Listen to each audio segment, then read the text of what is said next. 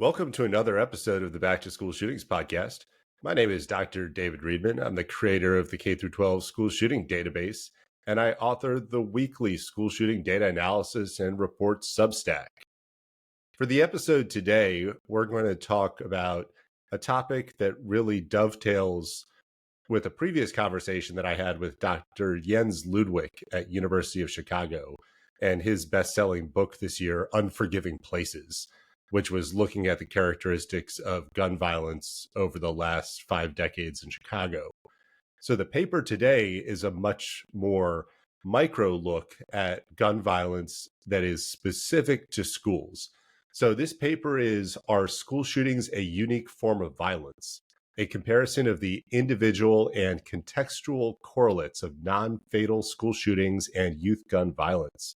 And with me today is Kyle Knapp, who's the primary author of this paper, with his dissertation chair, Dr. Emma Friedel. They are both at Florida State University, nearby me, in the College of Criminology and Criminal Justice. Kyle, thanks so much for coming on the show today. Yeah, thanks for having me. So before we get into this paper, criminology and criminal justice are usually departments that somebody who's interested in policing seeks out, and the people that have masters or PhDs in criminology and criminal justice are often career police officers who are using that either to advance up to the chief's ranks or to then go into academia and teaching once they retire.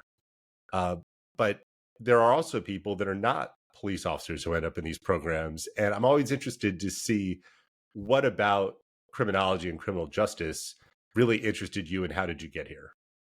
Yeah, definitely. I have a bit of a strange path kind of into this field. So, I mean, when I was like 14 years old, I got really interested in crime and violence, and I was watching shows like NCIS, Bones, and I thought I wanted to be a forensic scientist. That was kind of my main interest.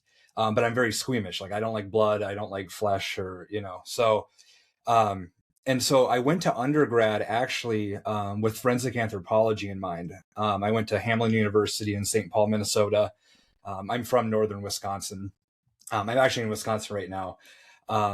So when I first started undergrad, my majors were anthropology, and forensic science. And I focused more on like sociocultural anthropology, so ethnography, as well as helping out on investigations of human skeletal remains in Minnesota.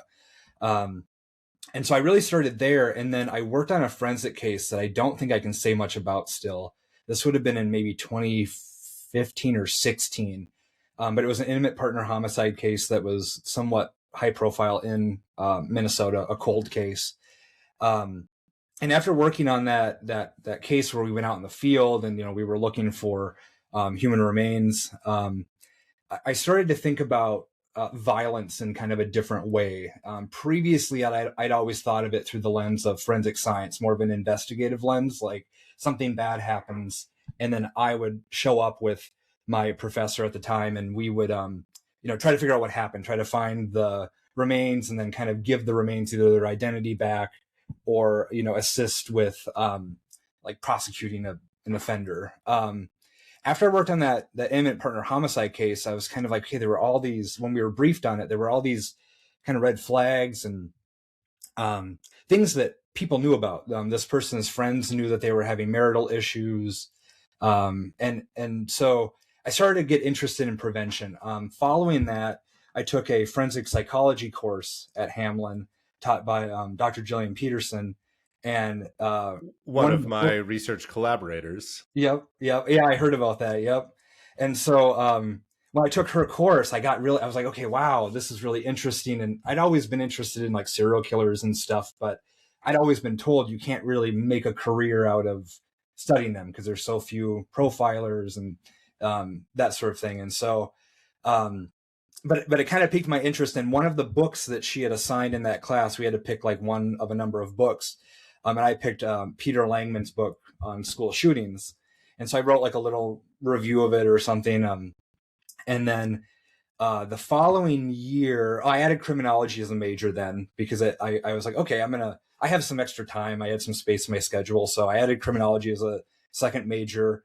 Um, and then it was a year or two later, uh, Jill had sent out an email basically asking like, hey, I'm going to start developing a mass shooting database.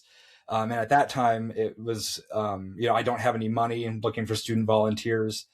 I was going into my senior year of undergrad, and I wanted research experience because I knew I was going to graduate school. I just didn't know at that time it was going to be criminology. And so I volunteered to work on her database, helped with that. She and James Densley got a grant, continued to work on it. And then I worked on it for a year or two after I graduated, before I went to graduate school. But through doing that, I got really interested in mass violence. I got interested in, how can people do these awful things, right? And so at the time, and I think still presently, anthropology isn't necessarily thinking about violence in that way. It's either the forensic context or it's looking at like warfare, genocide, more like it just views it in kind of a different lens. And so I kind of moved over into criminology because I was interested more in the interpersonal violence, and studying mass violence, and more, I guess, through a sociological lens, I would say. Um, and I find criminology to be an attractive discipline because I view it as interdisciplinary, right? It's kind of the intersection of anthropology, sociology, psychology, political science. It can be, right, statistics, AI. Um, and so for me, it was kind of the perfect field to study violence in the way that I wanted to approach it. Um, so then when I was looking at graduate schools, I was applying to schools where there were people who were studying school shootings, mass shootings, gun violence, um, and ended up at Florida State University. And then right off the bat, started working with Dr. Emma Friedel, who was an incoming professor at the time. And so, kept going, kept reading, and then I'm still here. Well, it's such a small world. I'm a advisory board member of the Violence Prevention Project at Hamline University. So I actually just saw Dr. Peterson and Dr. Densley Mm-hmm. a couple weeks ago as we were talking about and working on some projects. But what's interesting is that we kind of have a similar academic trajectory there as well, where Mm-hmm. when I created this school shooting database, it was an attempt to understand the deliberately planned mass attacks like Parkland and Uvalde and Sandy Hook. But it turned into 99% of the data collection is about this systemic gun violence that happens in Mm-hmm. schools. It's fights that escalate into shootings, the majority of which are either at dismissal or sporting events. And it's robberies and drug related shootings, domestic violence, accidents, suicides, all of these different things that happen within the broader community and our most common types of kind of community gun violence are also happening at schools. And they happen at a much higher frequency than your deliberately planned attacks. And I think that's because a school is just a microcosm of its community. Everything that's going on in that community is going to be the types of things that are going to happen on a campus that's a hub of that community. And I think that kind of gets into your paper, on looking at the unique forms of gun violence at schools or violence at schools. Where did the idea for this paper and your research question come from? Yeah, it's interesting because it came about a while ago, so I have to kind of dig through my memory there. But at the time, I was taking a victimology course at the graduate level at FSU, and taught by Dr. Jillian Taranovic. And when I was taking that course, I was already thinking kind of about victim and offender characteristics, incident characteristics, victimization. That was kind of floating around in my head. At the same time, I was doing just reading on the side of school shooting research, mass shooting research, trying to get kind of caught up in the literature, um, or trying to have more of an expansive knowledge. And I've always been interested, ever since I started working with the Violence Project in undergrad, on the causes and correlates of mass shootings and school shootings. But one thing that I noticed in grad school is, there's no scholarly consensus. Anyone who does this work knows there's no universal agreement on what constitutes a school shooting. Is it someone brandishing a gun? Is it someone being, shot? Is it someone being killed? Or is it multiple people being killed? And so I started to think of like, okay, what are the different consequences of these definitions? Or, there's heterogeneity. We kind of know that, and kind of what's going on there. And so I had spoken with Dr. Taranovic and then Dr. Friedel about, the uniqueness of school gun violence. Like, we know rampage school shootings are somewhat unique, or they're treated as unique, right? The disgruntled middle-class white boy who typically, injures and kills multiple classmates or teachers. But what about more common, less severe forms of school gun violence? And so through those conversations, that's how this paper was kind of grew. Was let's compare school shootings to shootings that happen in a community context, the more like street shootings, and just see if there are similarities or differences in terms of victim, offender, incident, and contextual characteristics. So that's kind of how we arrived there.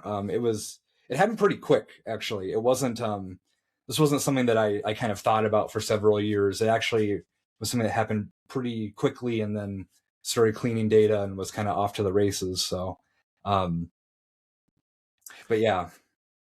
So once you kind of established that your research question was going to be, what are the different characteristics of shootings that are taking place on school campuses?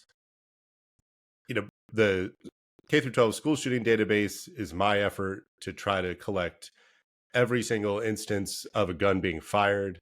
A small percentage of those are cases where a gun is brandished. And that was because in the 1970s and 1980s, hostage taking was a much more significant thing at banks, at public places, on airplanes, but it was also happening at schools.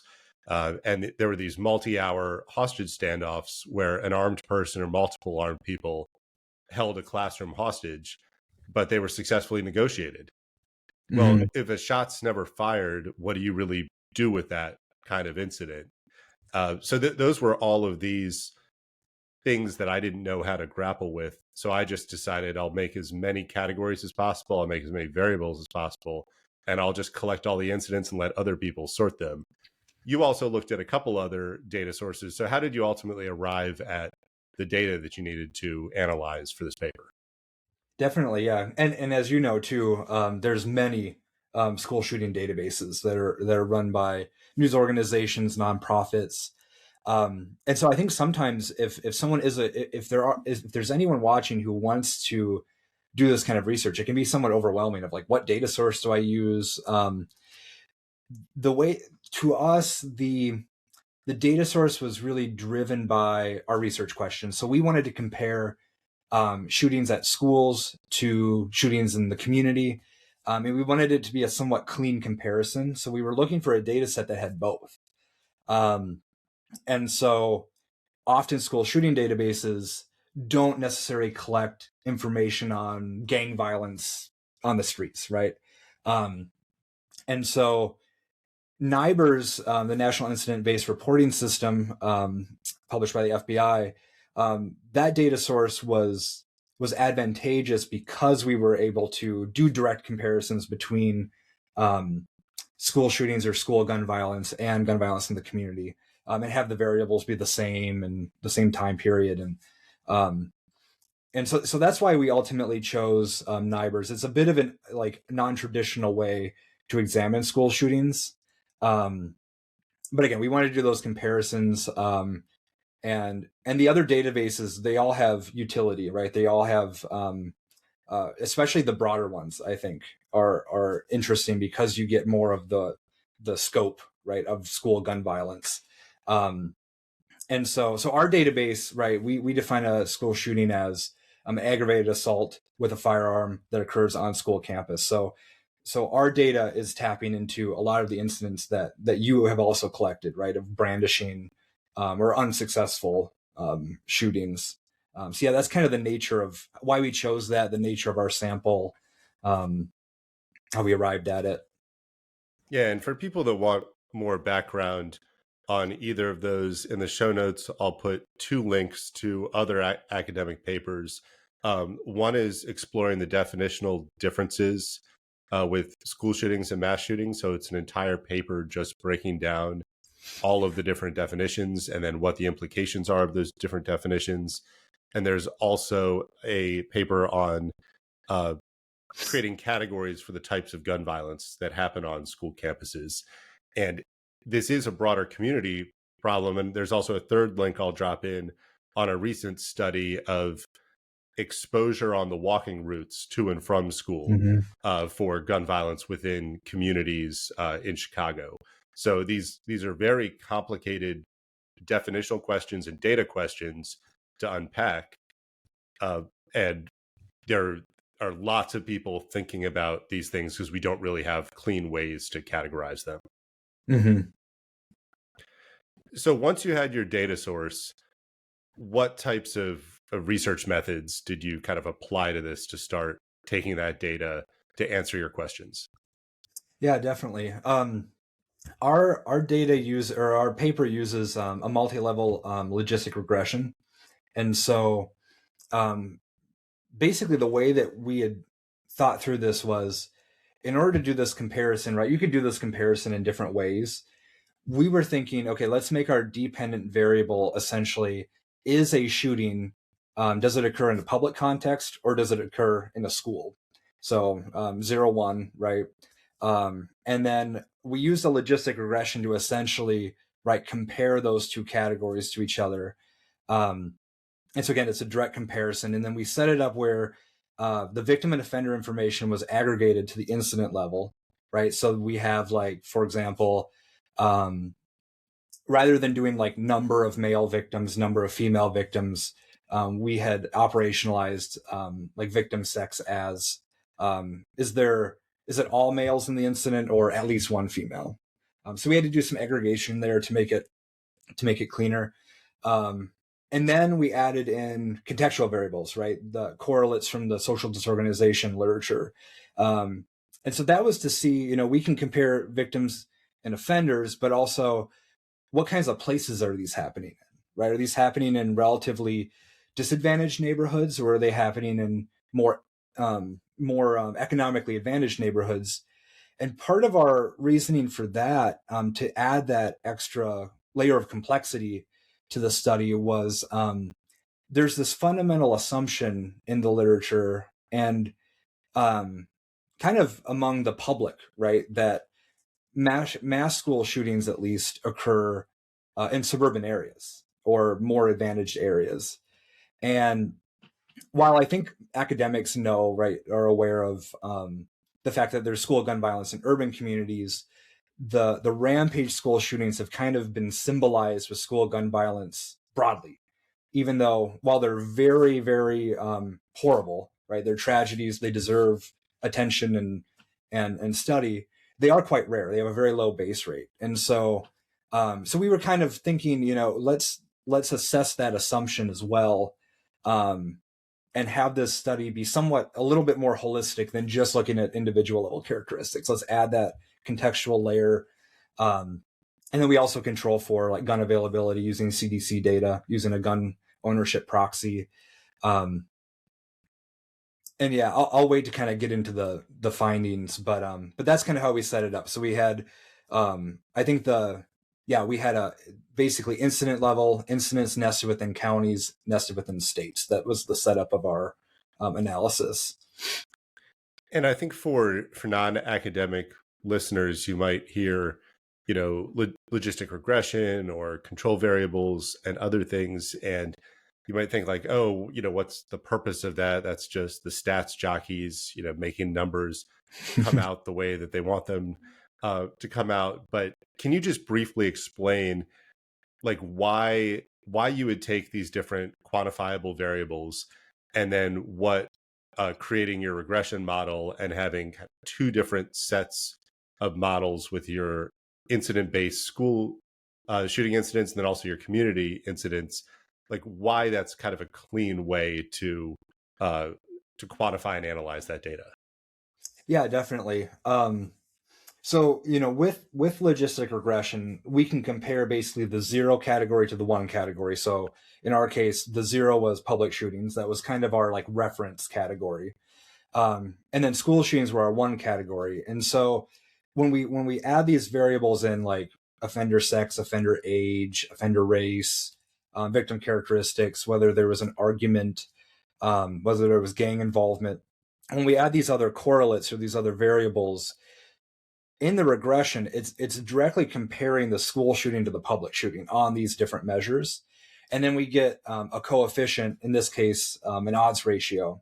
And then that tells us, for example, if there's at least, or if the victim composition is all male, the odds of it being a school shooting relative to a public shooting is, like 30% higher or something like that. I'm making that up. That's not exactly what it was in the paper, but that's kind of how that clean comparison is happening, where it's not necessarily that it's telling us what characteristics are more likely to happen in a school shooting versus a public shooting. And that helps us, I think, understand the differences more, right? What is differentiating these two shootings from each other in terms of these characteristics? But you could do the comparison in a number of different ways. You could do descriptive statistics and t-tests and chi-square. We were interested in doing it kind of all in one model, and doing it using regression, just because I think that the interpretation is a little bit more fine-grained in some ways. Did that answer your question? I felt like I was getting a little rambly, so. No, I think that does, because Okay. we have to remember that these terms make sense to us, Right. but there are a lot of folks who are the kind of operational end Mm-hmm. users, who are police officers or school officials or teachers or parents, who listen to this show. Mm-hmm. And I think it's important to give the background to understand, why these numbers matter. Mm-hmm. Because if it's a complicated term, then you're going to think, oh, well, I don't really understand that term, so I don't really understand what the findings mean. In the show Mm-hmm. notes, I'm going to include table 1, which is the summary of this 3-level logistic regression model. And within this table, it breaks down characteristics like the offender age, the offender race, the victim's age, the victim's race. Was the victim female? Was there a single offender, multiple offenders? Was it an argument? And then in this table, you have your results for model 1 and you have your results for model 2. And in most cases, the numbers within the table are very close to each other, and they have a bunch of asterisks next to each other. Mm-hmm. What does that mean? What does that tell us? Yeah, so when you do a multi-level modeling, which I won't get all into because that's a whole other kind of ball game. Typically, or at least the way that I was taught to do it, is that when you have multiple levels or different, kind of units that are nested within each other, like individuals and incidents or incidents and counties, model 1 is looking at just the incident level, but it's still controlling for the nesting structure of the incidents in the counties and the states. So if there is clustering, and if that's kind of doing anything to the standard errors of the model, it's still accounting for that. And then what you do is you like step in your next set of characteristics. So then model 2 shows the county level characteristics added in. And so you'll notice that the numbers are often very similar. And that's because when you add that next level, and because you're accounting for more characteristics at the county level in your model, the idea is that the coefficients at the incident level should be, it's a fancy word, attenuated, right? They should become smaller.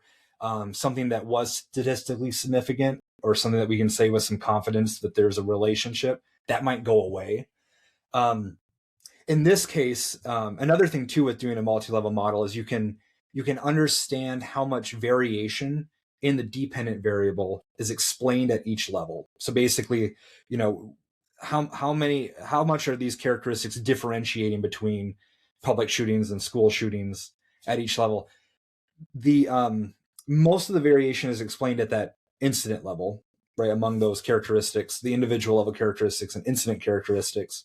So when you add in county level factors, there isn't much of a change because they don't explain as much. And there's not a lot of significance there. And I can talk a little bit more about what that means when we get to findings. I have a kind of a concise way to summarize that, but that's essentially kind of what is going on with those data. So yeah, I tend to look at like model 2 when I'm talking about relationships, because that has the 3 levels in there. I don't think the state level characteristics are pictured in the table because they were largely non-significant. There's another table in the appendix that has those for people that are curious. It's worth going down kind of the academic and statistical rabbit hole on some of these things, because you never know who this sparks some curiosity in, and they ultimately say, I have a master's in public policy from a number of years ago, but I've got a lot of data from my school district, and actually there might be some ways to measure this, and that turns into a graduate project or maybe somebody's PhD or EED. One of my favorite podcasts to listen to is Star Talk with Dr. Neil deGrasse Tyson, and he'll have an astrophysicist on going in depth about how wormhole theory works and why we really need to say dark gravity instead of dark matter. And I don't understand half of the material, but it's the little bits of it that give you some curiosity, where maybe you do go and write an article, as I have, about how the 3-body problem applies to school shooting threat assessment. So yeah, get into as much depth as you want with this, because you never know who this is going to create some curiosity for. So then kind of what do these results mean based on this? Like, what are the findings? Yeah, so the findings were very interesting to me. So kind of an overview, right? We had 752 school shootings, non-fatal school shootings that were in our data. And I want to specify non-fatal before I get into kind of interpreting things, because with NIBRs, right, there's generalizability issues, there's coverage issues. It's not yet nationally representative. In the NIBRs data, there are very few fatal school shootings that are captured. And so when I talk about these findings, we're comparing non-fatal public shootings to non-fatal school shootings. And so some people might say, like, why does that matter? Because, we should be interested in the fatal ones. And that's true. We should. However, we know relatively little about non-fatal gun violence. And I think your work with your database is also tried to kind of advocate for, we need to look at everything, basically go wide, right? Look at the heterogeneity. So anywho, so that's my little. Well, part of that is that there's so much randomness in gun violence, and the difference between a fatal or a non-fatal shooting is often if somebody has good aim, right, or if a gun malfunctioned. So when you need big data, when you need aggregate information that represents as many places and people and circumstances as possible to understand a problem, you want the biggest aperture possible. Right, exactly. And then when you get into like lethality, that's a whole other ballgame, because it's how quick was the response from law enforcement and EMS? How close was the nearest trauma center? Right. So there's a lot of variables that we often can't, I can't necessarily easily, or at least within the scope of this study, account for all of that. Right. So, yeah. There was a student saved during a shooting during a fight because the bullet that would have hit his chest deflected off of a school issued laptop. Right. Yeah. I mean, there's just incredible randomness in these incidents. Right. Yeah, definitely. And that's actually for anyone who does want to, I before I get into the findings, I guess I want to demystify something too. And I think you can relate to this, having done research on this for many years. And sometimes I think people that are aspiring graduate students or people that want to get involved in research, they see these papers and they kind of assume that these things happen quickly. But it's like, I've spent many hours adding in the fatal cases, taking them out, running it as one level, running it as two, running it as three, looking at only counties with over 30,000 people because there might be a weird nesting thing, or the model might not converge. So all that is to say, like, the final product for most of these papers, right? The researcher has done a lot of teasing apart, adding cases and taking them out, and not in a nefarious way, but to better understand the phenomenon and kind of what that story is in the data. So I just wanted to plug that a little bit too, because I'm sure you relate. Like you do a lot of things that are kind of tweaking and looking at things from different angles before you kind of land on, here's how we're going to frame the study and do it. So it's not something that I did like on a weekend and then Oh yeah. wrote And over that the doesn't course, even account for the peer review process, right. where once you do submit this to a journal, it might be 6 months before you get comments back. And then based on the comments, you might need to make some significant changes or do a different analysis or create different tables. Then you send it back and the reviewers look at it again and they reject it. So you have to find a different journal, but that journal uses a different citation format. So you change all of your citations. Maybe the word limit is 500 words shorter. So you have to, cut some paragraphs or really, really critical information. You submit that again. The reviewers' comments come back. Why didn't you explore this? And the thing you didn't explore is the 500 words you needed to cut.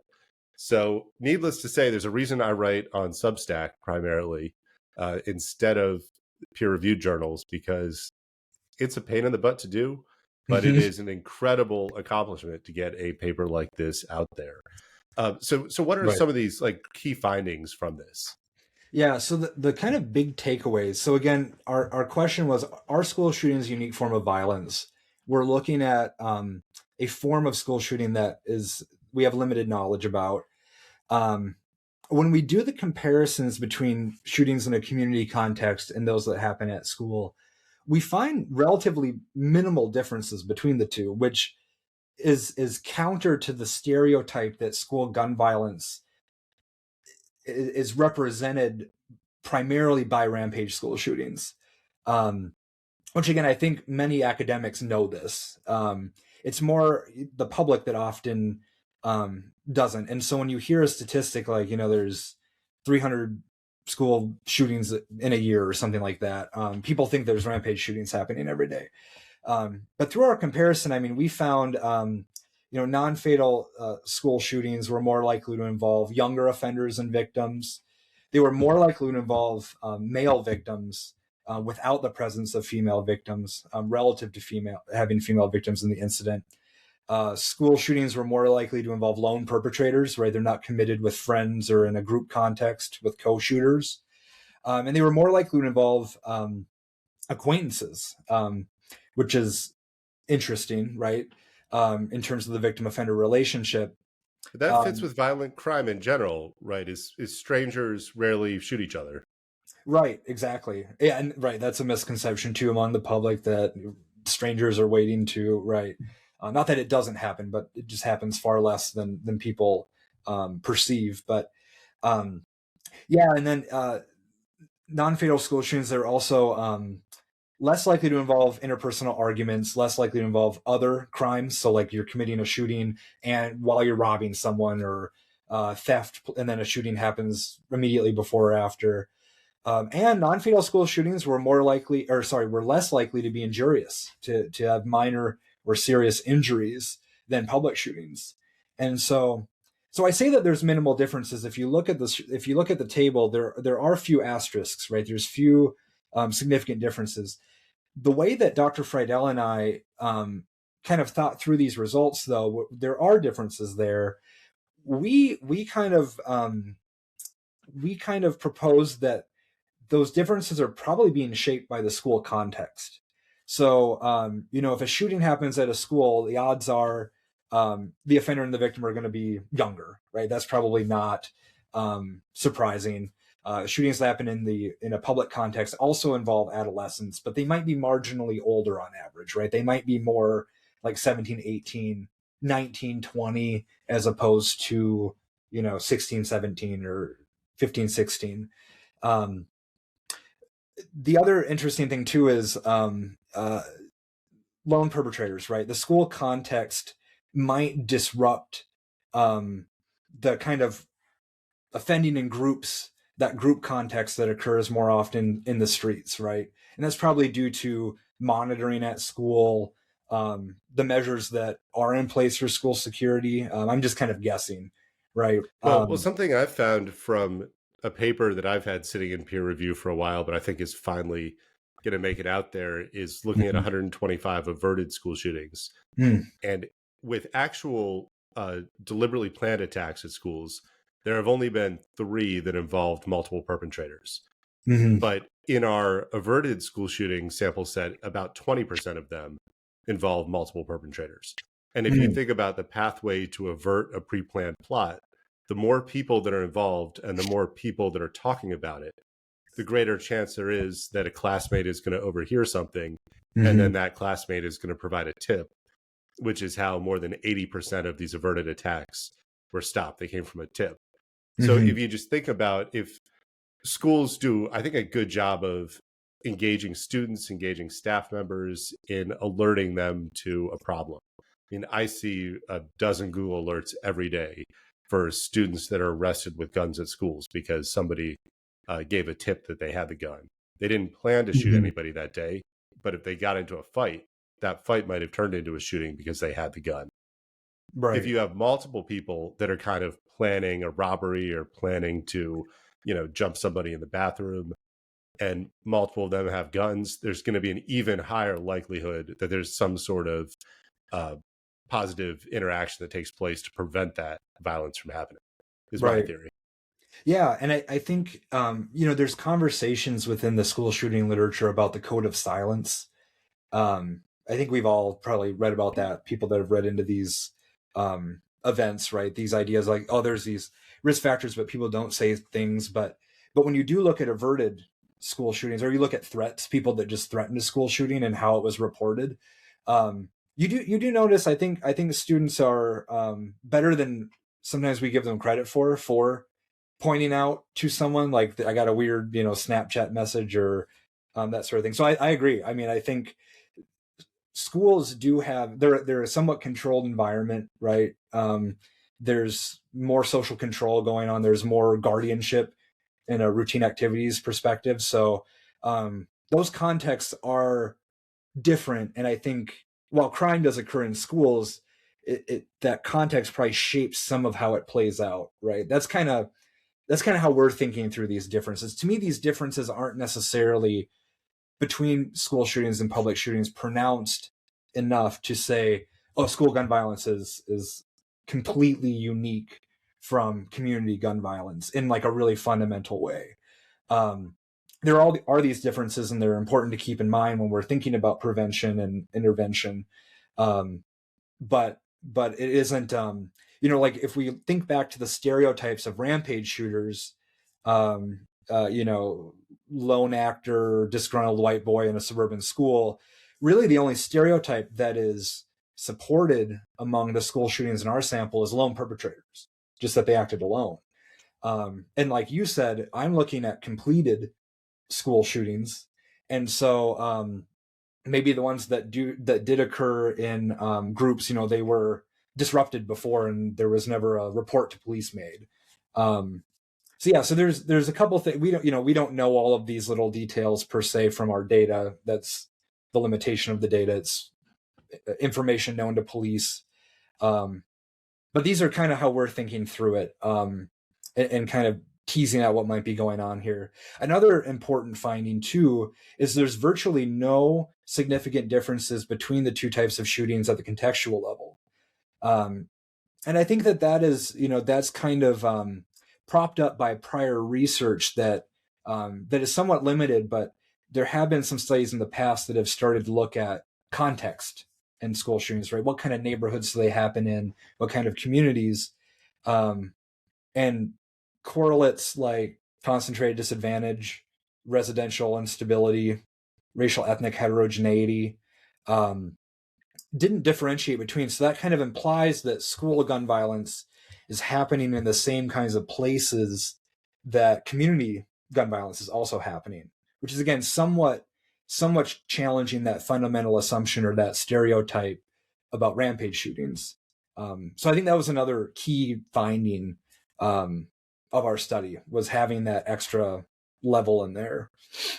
Yeah, and I mean that supports other research findings because I wrote a paper about Jens Ludwig's concept of unforgiving places, and that's that within very similar communities there are different rates of gun violence based on a number of social factors.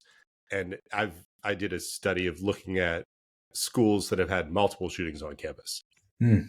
And when you think there are only 3,400 incidents that I've recorded, it's incredible that there are schools that have had 2, 3, 4, and even 5 shootings on the same school campus. Right. And when you follow the characteristics of unforgiving places and you look at by zip code the demographics and poverty rate within those schools, it's the most disadvantaged places in the country that disproportionately have the highest rates of gun violence and repeated gun violence.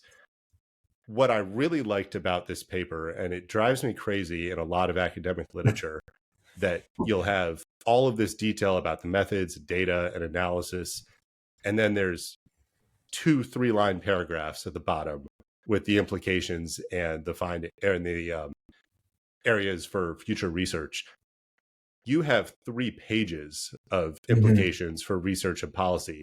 I think many of these are very important. Can you talk through what kind of some of the biggest policy implications are that you drew from this? Definitely. So kind of to start, I was thinking already about what we have. And I study school shootings, mass shootings, offenders, victims, incidents. I'm not going to pretend to be like an expert on school security policies per se. Like I know enough from doing this research, but that isn't my primary area. So there's definitely people out there more knowledgeable than me about that. But I think about what we already have, and a lot of our existing school safety policies, at least the ones that get a lot of attention in the news and that schools will promote to show that they're taking steps to be safe, are geared toward preventing rampage school shootings, which is important, and we should prevent them, right? Not arguing that we shouldn't by any means. However, when you think about what those typically are,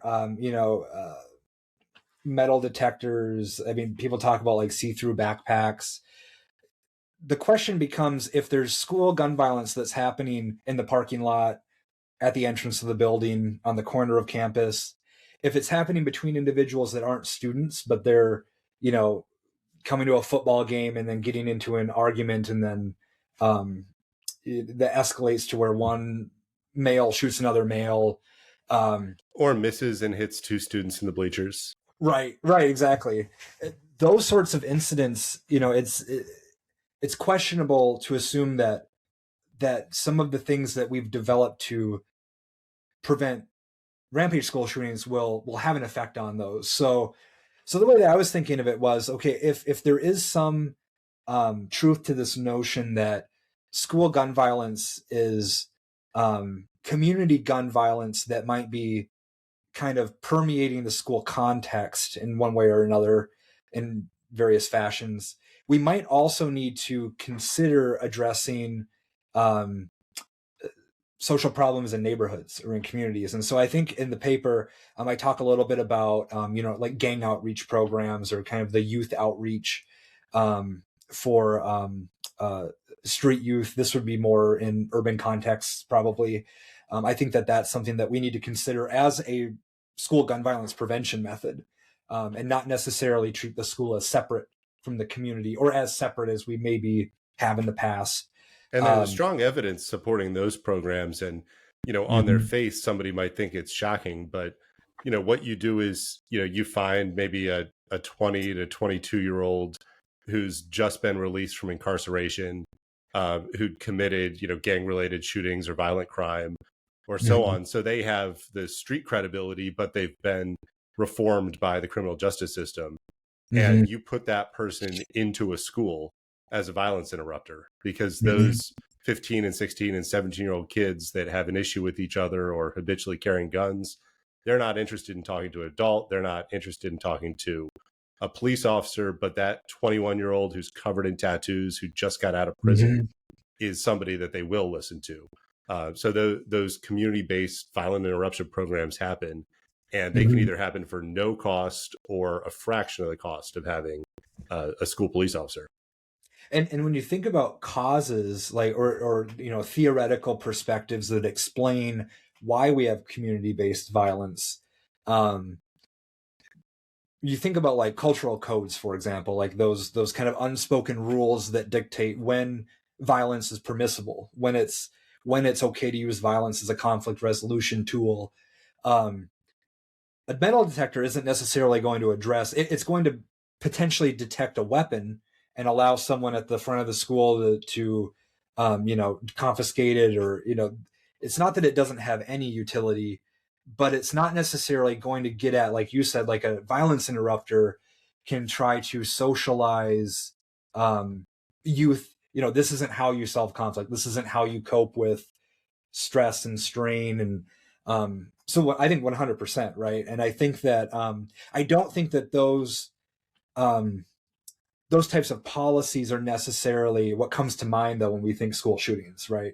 Maybe school gun violence broadly, or maybe community violence, but not necessarily. And I think that some of those interventions, I mean, we also talk about counseling and social workers and, addressing stress in the family context that students are bringing with them to school. And, there's a lot of different avenues, but I think that those policies would not only potentially prevent or help intervene in school gun violence, but also school violence generally, right? Like just students getting in fights with each other, getting in fights with teachers. I think that who's going to get in a fight? What 15-year-old is going to get in a fight in a hallway if they know a 21-year-old covered in tattoos who just got out of prison is also walking around in the hallway there to break up the fight? So right. Yeah, it's thinking out of the box on a lot of these things. And to your point about the physical security systems, those combined with zero tolerance policies, I believe can actually have a negative effect on your kind of broader community gun violence prevention. Because if every student feels targeted, every student, students hate having clear backpacks. Students hate waiting for half an hour in the rain and cold to go through a metal detector line when they're just trying to go into school. A student whose friend, is a habitual gun carrier, but it's their friend, they don't want to turn that friend in if there's a zero tolerance policy and they know they're going to be expelled and have a criminal referral for that. So some of these things that have already very questionable effectiveness in preventing a rampage school shooting may actually have a negative effect in preventing a systemic gun violence on school campuses, because you're taking away trust. You're taking away the incentives for somebody to talk, because you're creating this entire structure that separates the student from the institution. Definitely. I mean, yeah, and there's tons of writings on, right, like the school criminalization, how some of these measures are disproportionately affecting students of color and LGBT Q plus youth in schools in negative ways, right? And I mean, you get into false positives, labeling effects, which, yeah, there's a number of potentially negative side effects or consequences. And so I think when we do think about, or when schools do consider prevention, intervention, what that looks like, I'm not necessarily saying you can never have a metal detector, but I think that the way that it's approached needs to be very thoughtful, right? Rather than kind of driven by, and I understand how it can be driven by fear and it can be driven by desperation, and we need to do something right now, and we need to have something in place to make students and parents and teachers feel better. 100%. I understand school administrators have to deal with a lot of different opinions and interests.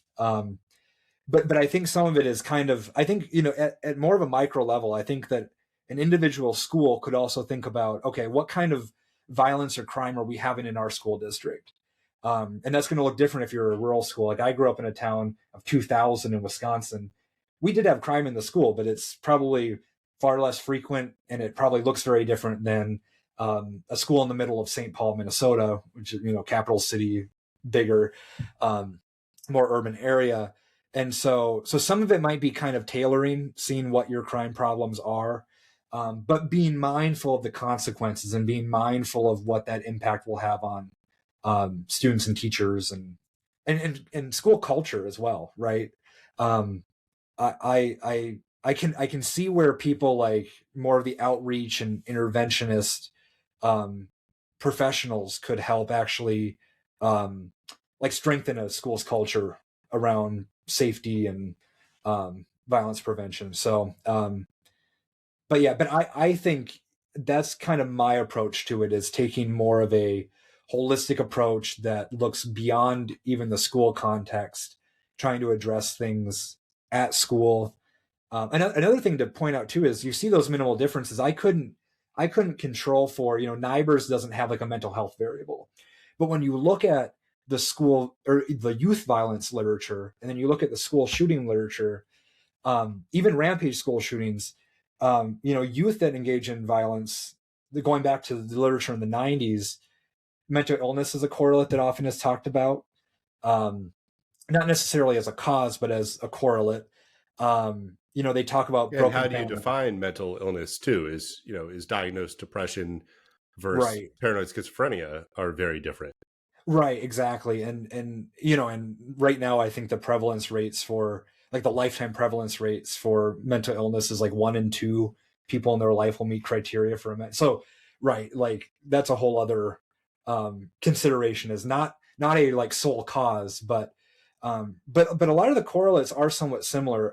When you look at the case studies of school shootings, whether they be single victim school shootings or rampage shootings, often they're not youth that come, like they have trauma, right? They have histories of trauma that kind of mirrors youth that engage in violence in more urban contexts or street contexts, also have trauma, also have family issues. So there are commonalities in both. They aren't necessarily as starkly different as maybe conceptualized in some ways. Well, when these non-fatal incidents that you captured are usually not pre-planned, somebody wasn't planning to shoot somebody that day. The fight happened and they carry a gun, and then the fight turned into a shooting or even a robbery where you didn't plan to shoot somebody during the robbery, but when something went wrong or somebody panicked, all of a sudden a shot is fired. It speaks to an experience of trauma and fear if a teenage kid decides that they need to carry a gun with them to their school every day. And that might not be the same trauma and fear of a white kid in a suburban or a rural school who feels social isolation and feels bullying or feels nihilism, and they commit their pre-planned school shooting. A kid who is scared of being victimized or being shot on their way to and from school, in their time after school, in their home, in the evening and night. And that drives them to think their only solution to protect themselves is to habitually carry a handgun too. That's speaking to kind of this broader kind of social circumstance trauma. Definitely. Yeah. And that's something that me being from a rural area, and then moving to the Twin Cities in Minnesota when I was 18 for college, I didn't really have perspective on that. Right. When I graduated undergrad, I was a probation officer in Hennepin County, the county that covers Minneapolis. I did that for 2 years in between undergrad and grad school. And I had clients that were, I worked with adults, but I had clients who were, they would stash their gun in a bush outside the jail. My office was in the jail. So that's where they'd have to come in and see me.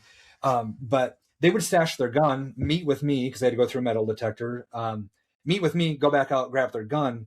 And they wouldn't necessarily tell me this, but this was something that I was told will happen or does happen when I started that job. And that was actually the first time I realized, okay, there are people who do not, like you said, feel safe walking to school or walking to meet with their probation officer or going to the grocery store.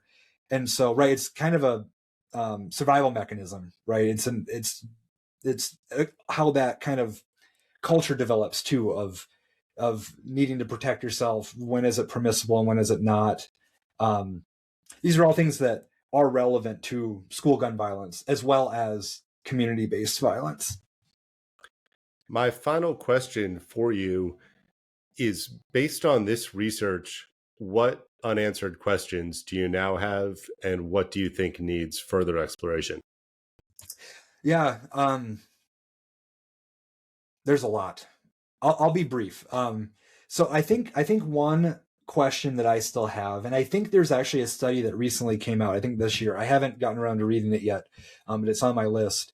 Um, I think we need to do more comparisons. So I also recently published a study where I was comparing, or I was looking at definitional debates of mass shootings, and trying to kind of understand how, when you define mass shootings in different ways along different definitional criteria, how do the victim offender incident characteristics change, right? And so I think that there's an avenue of research there with school shootings as well, because we have a lot of different definitions. I'm not necessarily advocating for one definition over another. I think they all have utility in different circumstances. But I think that we need to be, I think when you look at school shooting papers, one will be brandishing to death, one will be someone has to be killed, one might be someone has to be shot, not necessarily killed, and then one might be, we're only looking at mass casualty incidents. It kind of becomes an apples and oranges if we all conflate them under one term. And so I think we need to do more fine-grained comparisons of the different types of school gun violence or different forms of it. One thing that I wish I could have included in this study was, I wish we had enough lethal school shootings to compare, non-fatal public shootings, do more of like a multinomial logistic regression, which is just a fancy word of we'd have more categories, right? Look at fatalities in public versus fatalities in school, compare rampage school shooters to single victim, non-fatal, do more of those comparisons to better understand how the characteristics shift. The challenge with that is those comparisons are best if you have a data set that has all of that data, where you don't have to necessarily take two data sets, one that has community-based violence, one that has school, and clean the variables to be similar enough that you can do comparisons without it becoming kind of weird in the analysis portion of it. So again, first off, I think we need more comparisons, more points of comparison. Let's better understand these different phenomena that are kind of captured under this broader categorization of either mass violence or school gun violence. I think there's also calls for better data. And I think your data set was a step in that direction, right? Of being like, I'm going to capture this wide array of incidents so that we can do those sorts of comparisons. I think we even need to go broader in some ways. And, we need to have, like, for example, with NIBRs, they're at present, although I think there will be coming out eventually, there isn't like a gunshot wound category for like injury, right? There's a number of injury categories, but not one that you can isolate. Okay, this person was shot with a gun. And that's doable, because when you think about transportation data, we know the who, what, where, when, and why, and the mechanism of death for every motor vehicle accident in the United States for decades. And we've used that to transform motor vehicle collisions from being the highest category of accidental death to now one that's significantly managed and continues to decrease every year.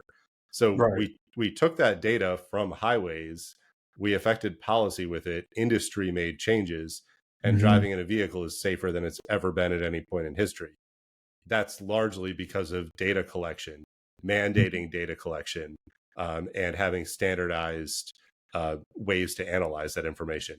We have not done that for gun violence, largely because the gun industry, which is a billion-dollar industry, has blocked almost all research on this at the government level, where you would collect that data back to the 1990s.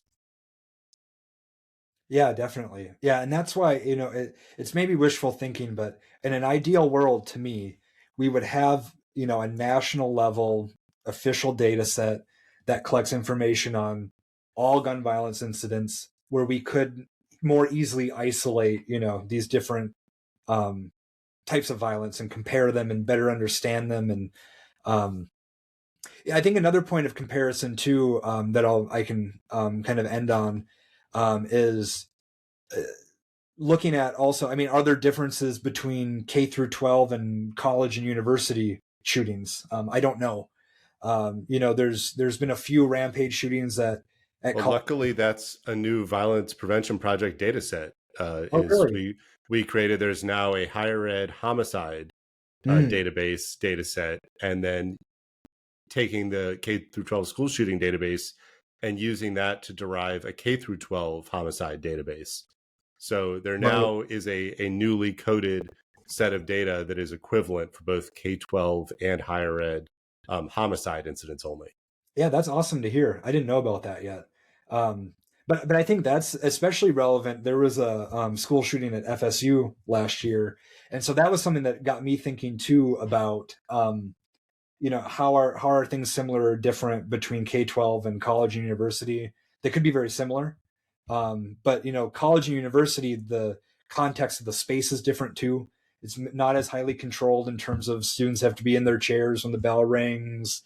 There's probably in some ways more security, in some ways less. So, Students who are um, adults who can legally buy guns, as we saw at Rollins College in Central Florida this week, where a mhm, student was arrested with an AR-15 in his dorm room when he mhm, ordered 1,500 rounds of ammo to be delivered to the campus, right. neither of which violated any state laws, Mhm, um, but it violated the university's policies. So, yeah, I've never really tried to get into understanding shootings at higher ed because it's infinitely more complicated with the people involved, the spaces involved, the number of students, the breadth of campuses that you have extension buildings, you have privately owned buildings, you have students living mhm, in private and public buildings. It is an absolute mess. But maybe we'll save that for a future episode because we have covered a tremendous amount of information mhm. here today. I'll have a link to the paper in the show notes. Kyle Knapp is in the College of Criminology and Criminal Justice at Florida State University, where he is a PhD candidate. And from everything we covered today, I do not think that this will be the last time that Kyle and I talk, because I think there's a lot of other research and findings and ways to analyze this information that we need to talk about in this format and hopefully share with everybody who's interested. So, Kyle, thanks so much for your time today. Yeah, thanks for having me. This was great. I appreciate it. All right, we'll talk again. Sounds good.